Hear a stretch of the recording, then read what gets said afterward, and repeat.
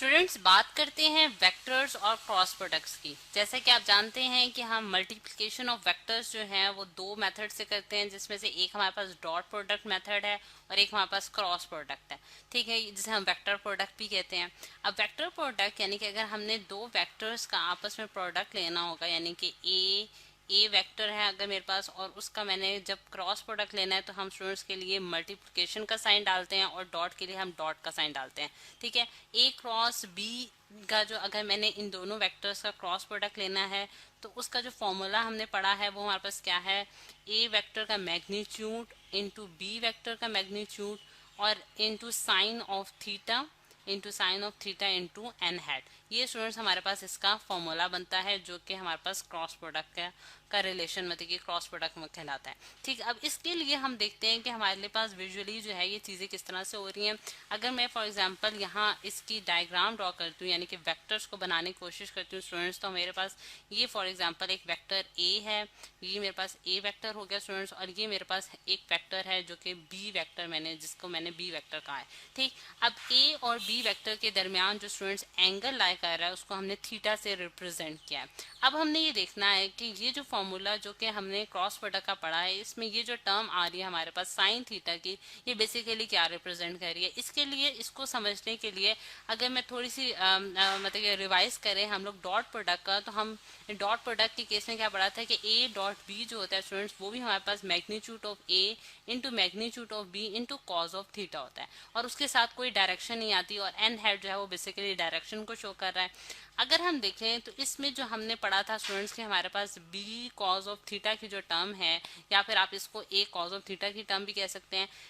ये हमारे पास क्या होती है, प्रोजेक्शन होती है। ठीक है, और प्रोजेक्शन का क्या मतलब था कि यानी कि एक जो है वेक्टर है उसका दूसरे ऊपर क्या साया पड़ रहा है। ठीक है, प्रोजेक्शन यहाँ लिख भी देती हूँ, प्रोजेक्शन ऑफ वेक्टर है। ठीक है, अब प्रोजेक्शन ऑफ वेक्टर जो है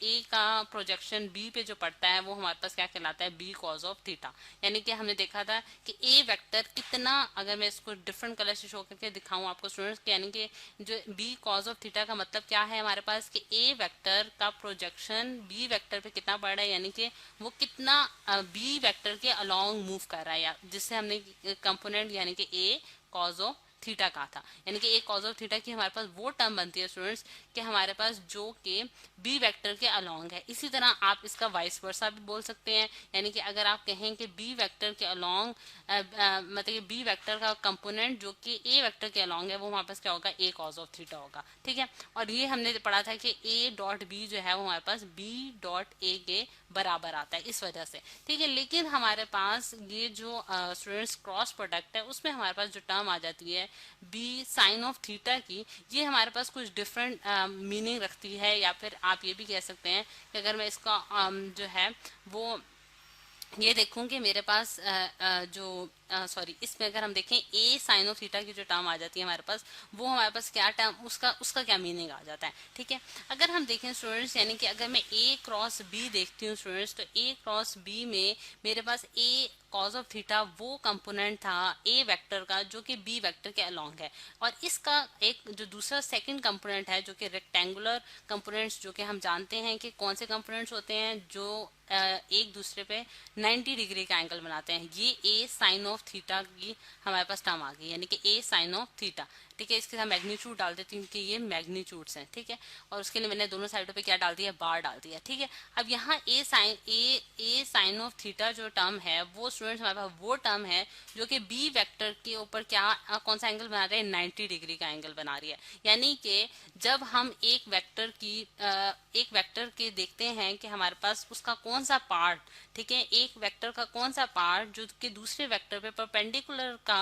परपेंडिकुलर लाई करता है, यानी कि उसके ऊपर एक 90 डिग्री का एंगल बना रहा होता है, वो टर्म हमारे पास कॉज ऑफ थीटा में आती है, वो हमारे पास क्रॉस प्रोडक्ट में आती है। ठीक है, वो हमारे पास किस में आती है स्टूडेंट्स, क्रॉस प्रोडक्ट में आती है, उसको हम क्रॉस प्रोडक्ट की टर्म्स में लेते हैं। ठीक है, और इस चीज की अगर फिजिकल मीनिंग्स देखें तो वो किस तरह से इसकी हमें जरूरत क्यों पेश आई, तो अगर हम देखें स्टूडेंट्स के हमारे पास जो टॉर्क होता है यानी कि टर्निंग इफेक्ट ऑफ फोर्स, वो होता है एफ क्रॉस डी, यानी कि आप फोर्स को मल्टीप्लाई करते हैं डिस्प्लेसमेंट के साथ, और ये जो डिस्प्लेसमेंट होती है ये हमारे पास परपेंडिकुलर डिस्टेंस होता है, जिसे आप मोमेंट आर्म भी कहते हैं। ठीक है, अब इन दोनों का जो क्रॉस प्रोडक्ट है वो एक जो है फिजिकल क्वांटिटी क्रिएट कर रहा है, जो कि टॉर्क कहलाती है। और ये क्वांटिटी जो है ये हमेशा परपेंडिकुलर लाई करती है एफ और डी के, जिसकी वजह से ये क्रॉस प्रोडक्ट्स की जो है ये मल्टीप्लिकेशन जो है वो हमें नजर आई है फिजिक्स में, और हमने इसको जो है वो स्टडी किया है। ठीक, अब अगर हम इस ये एन हैट को थोड़ा सा डिस्कस कर लेते हैं स्टूडेंट्स। जो एन हैट है हमारे पास, ये हमारे पास कहलाता है यूनिट वेक्टर। ठीक है, अब यूनिट वेक्टर जो है उसकी अगर खसूसियत देखी जाए तो हमारे पास क्या है कि इसका जो मैग्नीट्यूड होता है स्टूडेंट्स, यानी कि इसका जो मैग्नीट्यूड होता है वो हमारे पास 1 होता है, और इसकी जो डायरेक्शन है यानी कि ये हमारे पास बेसिकली एक वेक्टर क्वांटिटी है और इसकी कोई डायरेक्शन भी होगी, और इसकी डायरेक्शन जो है वो हम फाइंड आउट करते हैं by using right hand rule. ठीक है, अब राइट हैंड रूल के जरिए जो है हम वो इसकी डायरेक्शन निकालते हैं। अब उसके लिए मैं आपको एक फिगर दिखाती हूँ कि इसकी डायरेक्शन हम किस तरह से राइट हैंड रूल के जरिए फाइंड आउट कर सकते हैं। अगर आप इस फिगर को देखें तो गौर से, तो आपको राइट हैंड दिखाया जा रहा है स्टूडेंट्स, जिसमें आपकी जो पॉइंटर वाली फिंगर है, जो कि पॉइंटर जिसे हम कहते हैं, वो एक वेक्टर यानी कि ए वेक्टर की तरफ पॉइंट कर रही है, और आपकी जो मिडिल फिंगर है वो बी वेक्टर की तरफ पॉइंटर कर रही है। और जो आपकी थंब की डायरेक्शन होगी, यानी कि जो आपका थंब होगा वो पॉइंट आउट करेगा एन हैट की डायरेक्शन में, जो कि हमारे पास ए क्रॉस बी की डायरेक्शन होगी। यानी कि जो वेक्टर प्रोडक्ट आता है हमारे पास, यानी कि ए क्रॉस बी, ए और बी के दरमियान जो वेक्टर प्रोडक्ट आ रहा है उसकी डायरेक्शन को पॉइंट आउट करेगी। और आपकी जो दूसरी बाकी फिंगर्स हैं, यानी कि रिंग फिंगर और पिंकी जो है वो आपकी क्लोज्ड होंगी। तो इसकी वजह से अगर आप देखें तो ये हमारे पास राइट हैंड रूल है, जिसके जरिए जो है हम डायरेक्शन फाइंड आउट करते हैं क्रॉस प्रोडक्ट की। ठीक है, और एन हैट से उसे हम रिप्रेजेंट किया जाता है। तो ये तो स्टूडेंट्स हमारे पास राइट हैंड रूल हो गया। अब अगर एक और प्रॉपर्टी जो कि हम इस केस में देखते हैं वो स्टूडेंट्स हमारे पास क्या है कि हमारे पास ए क्रॉस बी जो है वो कभी भी बराबर नहीं होता बी क्रॉस ए के। ठीक है, यानी कि इन दोनों के दरमियान जो है ये मतलब कम्यूटेटिव प्रॉपर्टी जो है वो होल्ड नहीं करती। और इसकी रीजन क्या है स्टूडेंट्स कि हमारे पास जब हम दो वेक्टर्स के दरमियान क्रॉस प्रोडक्ट लेते हैं तो उसका जो रिजल्ट आता है वो हमारे पास एक वेक्टर क्वांटिटी आती है। वो हमारे पास क्या आती है, एक वेक्टर क्वांटिटी आती है। जैसे कि हमने पिछले लेक्चर्स में डॉट प्रोडक्ट के बारे में पढ़ा था कि अगर हम दो वेक्टर्स के दरमियान जब डॉट प्रोडक्ट लेते हैं तो उनका जो रिजल्टेंट आता है वो एक नंबर आता है, जो कि एक स्केलर क्वांटिटी होती है। लेकिन इसका ऑपोजिट जो है वो वेक्टर प्रोडक्ट के केस में हुआ है कि वेक्टर प्रोडक्ट में हमारे पास उनका जो रिजल्ट आता है वो हमारे पास क्या आती है, वेक्टर क्वांटिटी आती है। वेक्टर क्वांटिटीज की जहां बात आती है स्टूडेंट्स तो हमारी डायरेक्शन जो है वो बहुत इंपॉर्टेंट हो जाती है। अब अगर हम देखना चाहते हैं कि ए क्रॉस बी या बी क्रॉस ए की हमारे पास क्या डायरेक्शन होगी, तो उसके लिए मैं यही वाले वेक्टर्स जो है यहाँ दोबारा ड्रॉ करती हूँ। ये मेरे पास वेक्टर ए आ गया स्टूडेंट्स, और ये मेरे पास वेक्टर बी है। अब अगर हम देखें कि ए क्रॉस बी यानी कि ए और बी के दरमियान जो एंगल है वो थीटा है, और अगर मैंने for example B cross A देखना है तो मैं क्या करूंगी कि बी वेक्टर को कर्ल करूंगी ए वेक्टर के along by using right hand rule. तो मेरे पास जो वेक्टर आएगा यानी कि वो वेक्टर जो कि परपेंडिकुलर होगा, यानी कि हमारे पास एक वेक्टर जो कि परपेंडिकुलर होगा बोथ ए और बी के, तो वो हमारे पास किया जाता है। फॉर एग्जाम्पल ये हमारे पास आ गया स्टूडेंट्स बी क्रॉस ए। ठीक है, अब बी क्रॉस ए, अब यहाँ अगर मैं देखें फॉर एग्जांपल अगर मैं ये कहती हूँ कि मेरे पास एक प्लेन है जो कि एक्स और वाई प्लेन है। ठीक है, एक्स और वाई प्लेन के अंदर अगर मेरे पास ये वेक्टर्स लाई करें यानी कि ए और बी वेक्टर्स जो हैं वो मेरे जो हैं वो ए और एक्स और वाई प्लेन के अंदर लाई करें, तो मेरे पास जो बी क्रॉस ए होगा स्टूडेंट्स वो जी एक्सिस के लॉन्ग जो है वो लाई कर रहा होगा। यानी कि जी एक्सिस के लॉन्ग जो है उसकी जो डायरेक्शन जो होगी वो हमारे पास जी प्लेन में लाई करी होगी। ठीक है, अब ये चीज जो है यानी कि क्योंकि हम लोगों के पास जो ये स्क्रीन है या फिर पेज जो होता है स्टूडेंट्स, उसमें हमारे पास 2 डायमेंशनल पेज होता है, और हमारे लिए जो है वो 3 डायमेंशनल जो वेक्टर है उसको दिखाना मुश्किल हो जाता है, जिसकी वजह से हम जो है फिजिक्स में नोटेशंस यूज करते हैं। एक सर्कल के अंदर क्रॉस डाल देते हैं जो कि हमारे पास शो करा होता है इनटू द पेज। ठीक है, और हमारे पास जो अगर मैं सर्कल के अंदर डॉट डाल देती हूँ तो मेरे पास ये रिप्रेजेंट करता है आउट ऑफ